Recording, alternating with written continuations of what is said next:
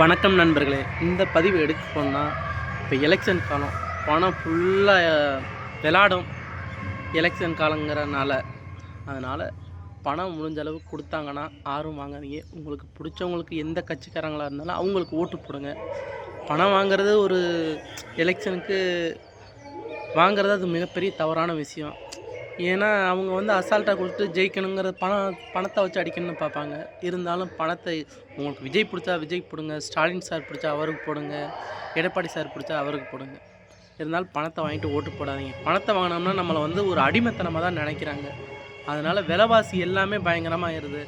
இந்த போன வட்டம் 2000 இருந்த எம்சாண்டதில் இந்த வட்டம் அதே பயங்கரமாக ஏறி நிற்குது. எல்லாமே பயங்கரமாக விலை ஜல்லி இருந்து எல்லாமே ஏறுது. இந்த சிமெண்ட்டு, கம்பி எல்லா பொருளும் ஏறிக்கிட்டு தான் இருக்குது. அதனால் முடிஞ்ச அளவுக்கு காசை வாங்கிட்டு ஓட்டு போடாதீங்க. நம்ம கடமையை ஓட்டு போடுங்க.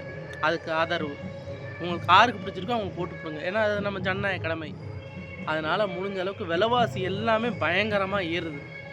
பத்திர செலவுலேருந்து எல்லாமே போகுது. ஒரு ஈபியில் நார்மலாக ஒரு 20,000 மாற்ற வேண்டிய ஒரு கோல் இப்போதைக்கெலாம் அது 30,000 மாற்றிட்டாங்க. அந்தளவுக்கு விலைவாசிகள் ஏறுது.